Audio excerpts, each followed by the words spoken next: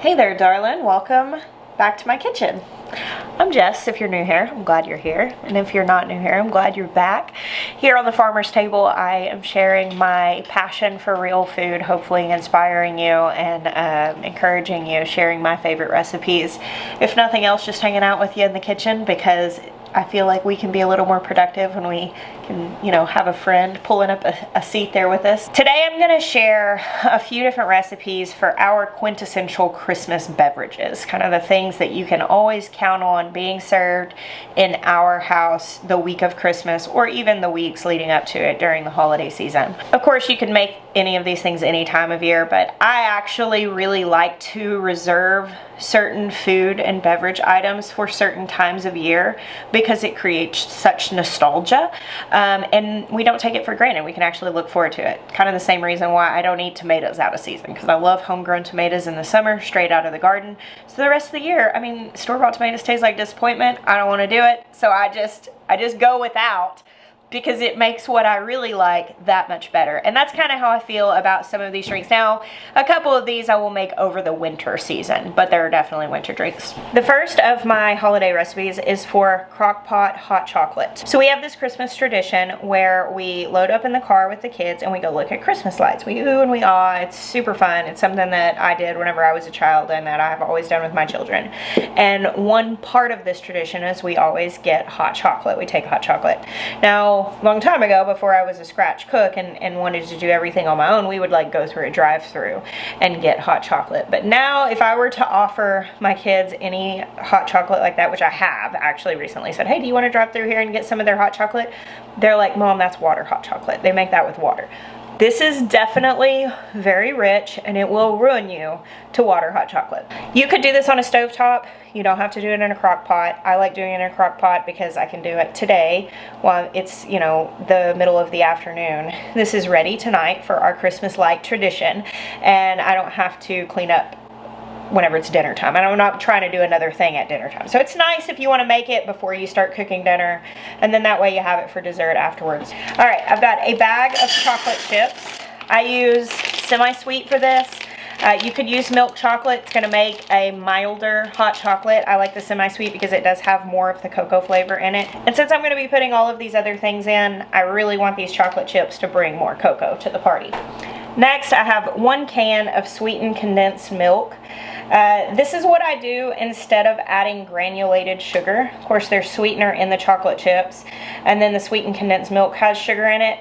And I find this just gives the hot chocolate more of that kind of thick mouthfeel that we kind of like in our drinks like this. A lot of times when you buy store-bought chocolate milks and stuff like that, they have a thickener called carrageenan in it, which we typically don't like buying. So sweetened condensed milk is just milk and sugar that has been cooked down until it gets nice and thick and syrupy. And so I just like the texture that this adds. All right, gotta scrape all that good thick stuff off the bottom because I do want to make sure that this is good and rich. I'm gonna add 2 tablespoons of cocoa powder. We're pretty conservative in our house as far as like sweet stuff. So when I make something like this, the chocolate chips and the sweetened condensed milk, that's enough sugar for us to feel like, okay, this tastes really sweet. If you like drink a lot of sweet tea or sodas, or you're like used to drinking a lot of sugar, you can add more sugar to this recipe, and you would just put it here in the bottom, a few tablespoons, a 1/4 cup, something like that. That's just going to come down to preference. Next, I have 1/2 gallon of milk. I do not put any like half and half or heavy cream in this recipe, but our milk is from our Jersey cows, so it's a little bit higher in fat content than what you would get at the store. I would definitely use whole milk on this. And if you want it to be like extra rich and unctuous, just sub out a cup of the 8 cups, which is 1/2 gallon, with a cup of heavy cream or half and half. All right, so I'm going to give it a good stir here. Depending on how big your crock pot is, you can easily double this. If you're trying to do this for a crowd, we'll do this whenever we have like guests over for dinner. This is a great little dessert to have. All right, now we're going to get this on, and we want to go on low heat for like 3 or 4 hours. You just need to make sure you're stirring it because obviously with milk, it can get a little weird if you cook it too long. If you want to do this on the stove, what I will typically do is I'll put in the sweetened condensed milk, the chocolate chips, the chocolate, everything but the milk or milk and cream, and I'll put it on medium heat and stir it a lot till it's all melted, and then I will start stirring the milk into that, and then let it simmer for like 30 minutes or something like that over low heat. You just don't want to boil it. It's not a concern in a crock pot, it's not going to boil, but if you do decide to convert this over to the stovetop, just make sure you don't boil it, because then that's going to throw your texture off real bad. So in like 3 or 4 hours, that'll be ready to go. I'll stir it a couple times between now and then, and we'll cup that up and go ooh and all at the Christmas lights. All right, the next beverage is Wassail Punch or spice cider. I keep seeing this trend going around on like TikToks and Reels and stuff where people are doing these simmer pots to make their house smell nice for the holidays. And while I think simmer pots are really cool, what a lot of these people are doing is they're simmering these ingredients for the fragrance, and then they're tossing them out at the end of the day. See, I'm a little more practical than that. A simmer pot is nice, sure, but why wouldn't you want to get the lovely fragrance in your house from something that after it has made your house smell wonderful, you get to drink and enjoy? I think that's way better. So my recipe is not quite a recipe. In fact, I don't know that I've ever measured anything to go in wassail. But for the most part, what I do is 3 parts apple juice. If you have spiced cider to put in this, all the better. That's just gonna be a richer flavor, but if all you've got is apple juice, that's fine.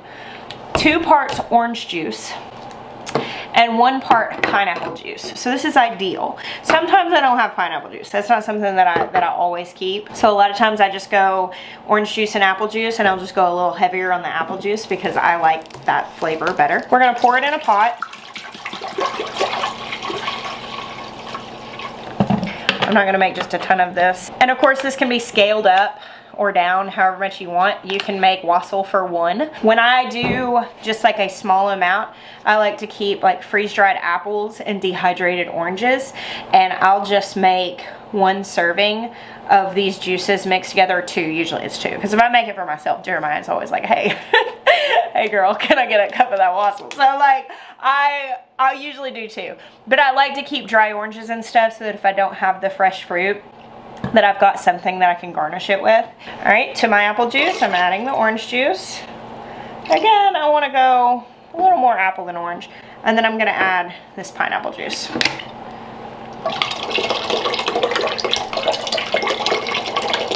I feel like I shared this once on Roots and Refuge, and I had multiple people say, have you ever tried like pressing fresh, you know, juice out and all that stuff? No, but I'm sure it's wonderful. I mean, I don't think you could ever do things fresh and make it worse. Normally, I'm just throwing it together just like this with store-bought stuff. The next thing we're gonna do, slice some oranges. Now I've got like this end piece, just rind, no orange, still throwing it in. That sucker's full of oils and deliciousness. It's gonna make this so lovely. You can also put lemons in this if you like a little more tang. I'm just throwing these in the pot. Next, my apple. I do want to be particular in how I cut this apple because it serves a dual purpose. I want to cut it into wedges instead of thin slices. So the dual purpose of the apples is that they are going to add flavor to my punch, but they're also going to be the avenue that we put these cloves in without risking having one of these end up in our cup or in our mouth. And this is just really pretty. So I'm just going to take each of these apples and I'm going to press a few cloves into the side. Like so. And then add them into my pot.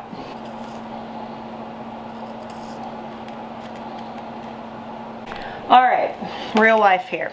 I've said this before and I'm just going to keep saying that I really wasn't trying to make a cooking show. I was just trying to make dinner.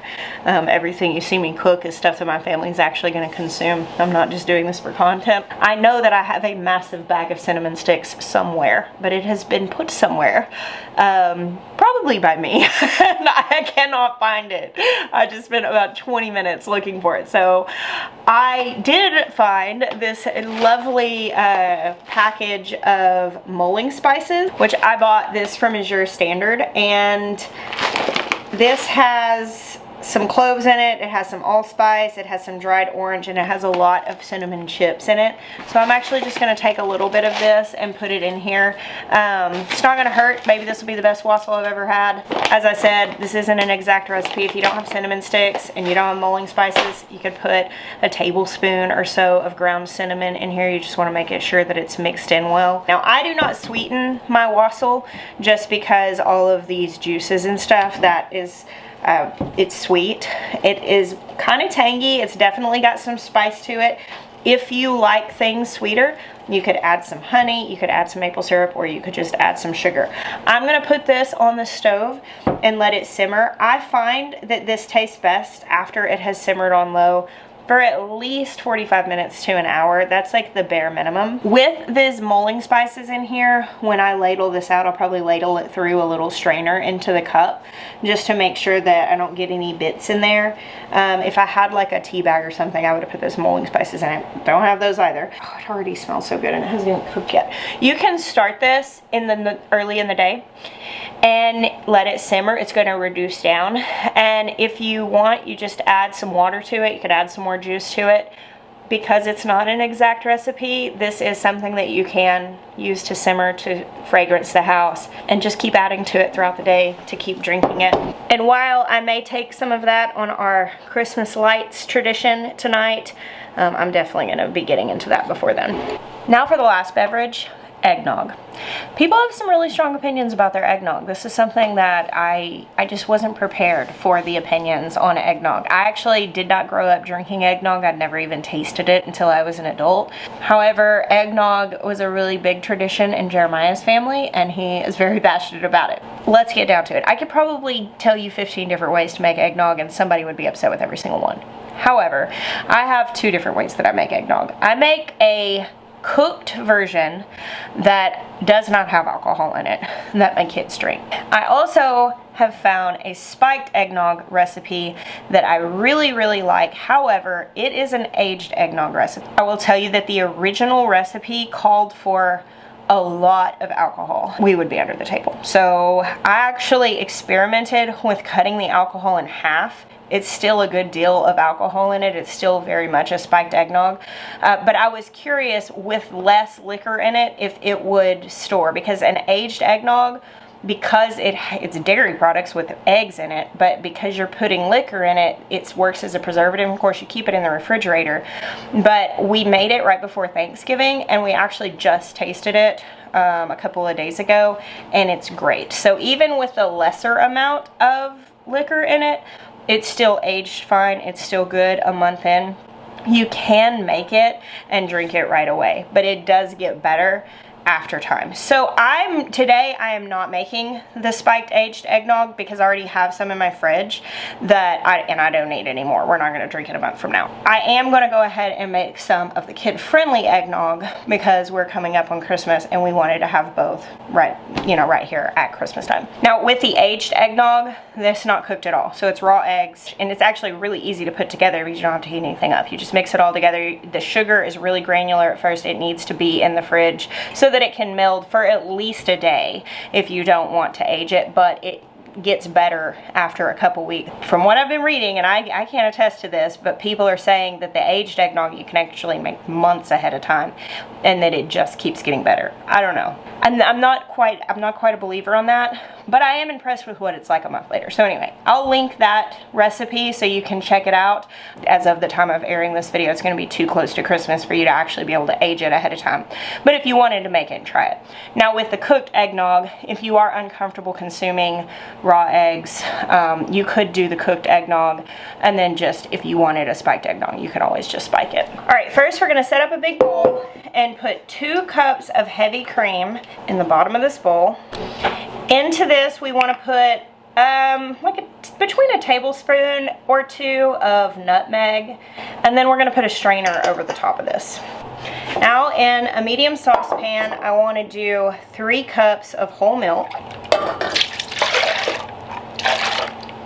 I've got a little extra. I'm just going to toss it in there. And I'm going to put this over medium heat. I don't want to watch that because I do not want to boil it.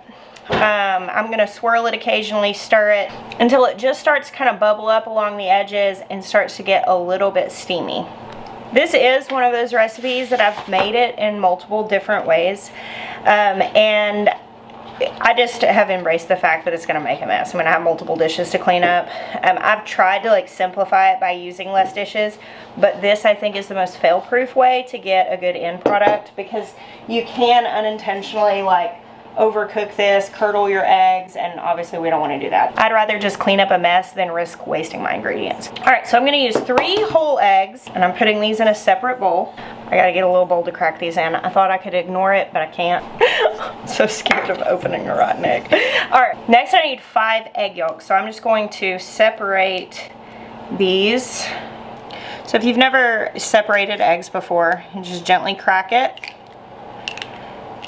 And then you want to transfer the yolk back and forth to each side of the shell while the white just falls away. I actually just turned the heat off of my milk because I don't want to boil it, and it's starting to get steamy and just kind of shimmery, simmery looking.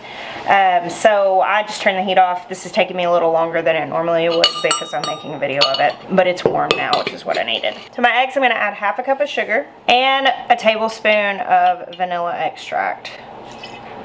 This is homemade. Bourbon vanilla extract is why it's in a bourbon bottle. And now I want to whip this extensively.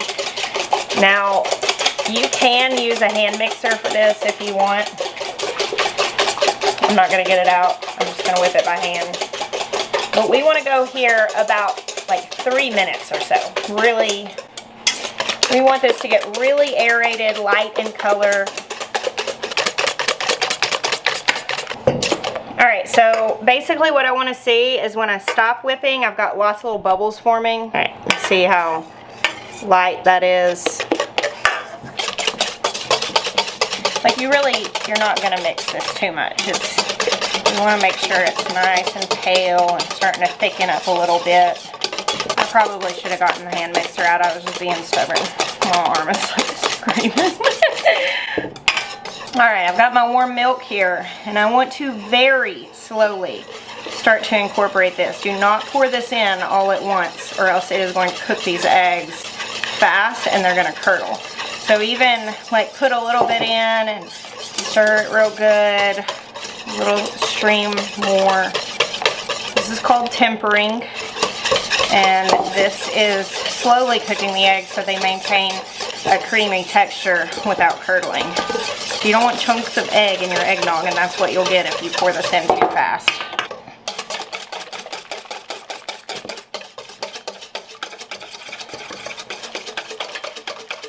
Alright, now this mixture is going back in the saucepan. We're coming back over to the stove and over like medium low heat. And I'm going to get a thermometer out, and I want to go up to 165 on this.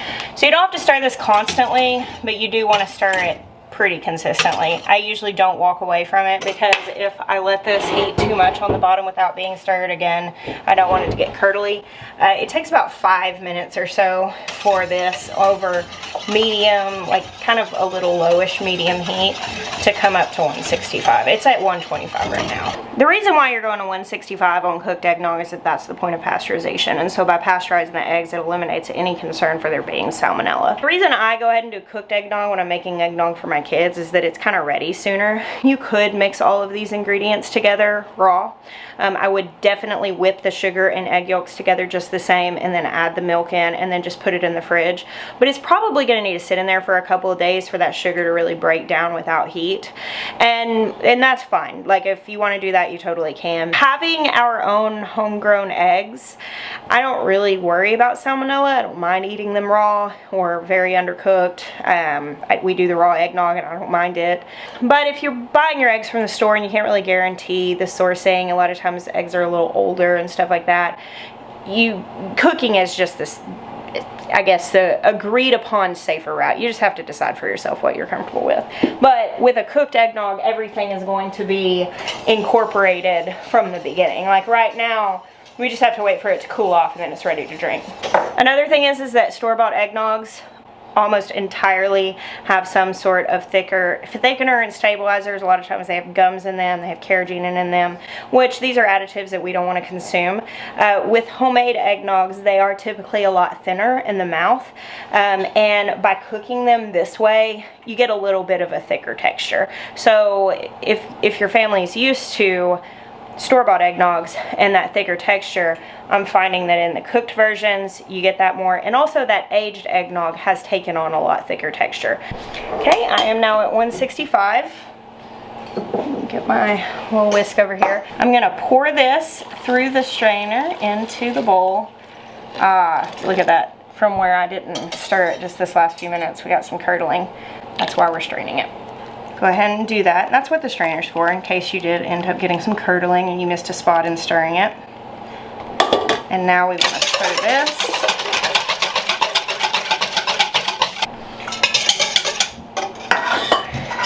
Now from here, I'm going to put mine in a half-gallon mason jar. You can put it in a pitcher, whatever it is that you want to keep it in. And I'm actually going to stick it out on my front porch because it's really cold outside and we do want to get this cooled off kind of as quickly as possible. This makes almost half a gallon. You can easily double this or even triple this if you have pots big enough to contain that volume. But you do want to let it fully cool before you drink it. And once it is fully cooled, whenever you cup this and you're getting ready to serve it, you can put whipped cream on top. You can put a shake of cinnamon on top. That's a common garnish. You can add alcohol if you want to have it spiked, but it is so very lovely, very seasonal, and my family really loves it. Darling, there you have 3 of our favorite holiday recipes to fill our mugs with. My kids are going to be so excited to know that I made eggnog. They don't know yet because they're playing outside, but they're going to be really pumped once that's cooled off. I would love to know what your traditional holiday beverages are, and I'd love to know what you think of these. Thank you for hanging out with me today and all the days you do. I bless you. Until next time.